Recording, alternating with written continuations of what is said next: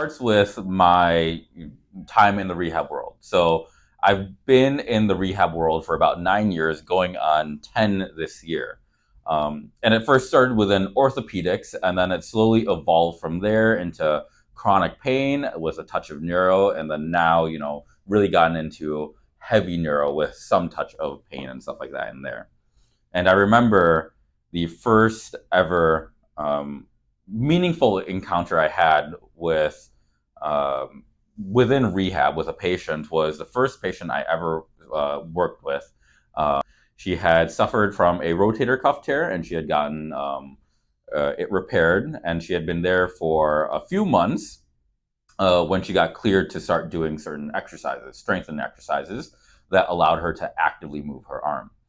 And she would spend time with the PT, and then the PT would hand her off to me for exercises. So we had built up a good relationship with each other. But because of the nature of the exercise and the injury that she had come from, there was a lot of fear that she had had. And so we were doing these exercises called internal rotation, external rotation walkouts. Basically, you hold an isometric position with your arm while you hold onto a resistance band, and you just walk to the side while maintaining that position to really get the rotator cuff engaged. And I remember the fear and anxiety that she had. I still remember that look on her face to this day. Wide-eyed, she was grimacing. You could tell that, there was just a level of fear and anxiety on her mind. And for anyone that hasn't met me, I am known to be a very loud, boisterous cheerleader that really doesn't know how loud and obnoxious I can be.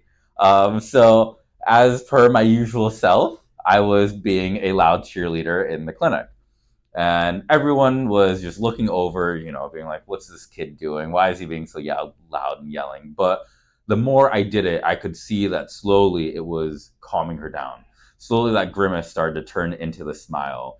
Her wide eye, her expression slowly turned softer and a little bit more excitement every time that she did it. I remember how happy that I felt because she felt comfortable and happy and excited about the things that she was doing.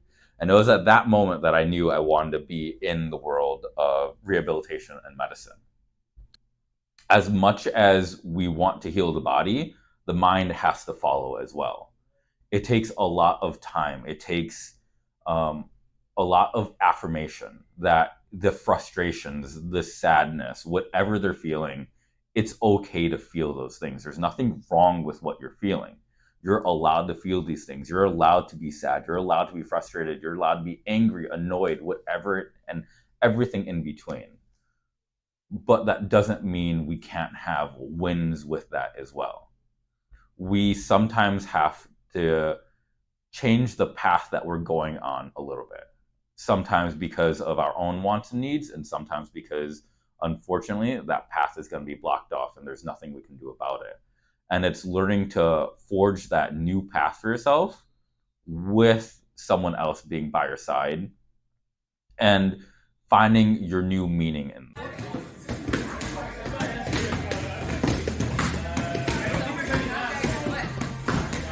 So I love being outdoors. I also love cooking and eating food.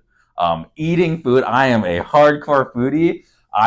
My girlfriend never used to care about food. Like, to her, it was like, food is sustenance. Oh, that has changed so much for her. She now knows what good food is, and she loves trying new foods with me. And now I have gotten her into cooking as well, and we love experimenting with food and like different recipes and how can we make them better or like make them more fun and exotic and stuff like that.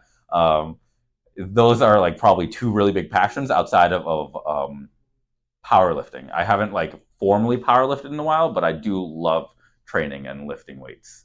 I have decided that I want to go to med school. And this actually comes from working here that, learning of the lack of resources that exist out there, the lack of guidance early on when an early intervention can be a lot more meaningful. The lack of knowledge of, benefits of exercise and intense exercise and stuff like that has really led me down this path of I want to go to med school so we can help people sooner than, 3 years out from whatever their diagnosis was, or like 5, 10 years. Because one of the most consistent things that we always hear is people say, I wish I had known about this resource sooner. And if me, going to med school and becoming a neurologist means that people can find out sooner and help gain control of their life sooner, that is, there is no value that can be placed on that.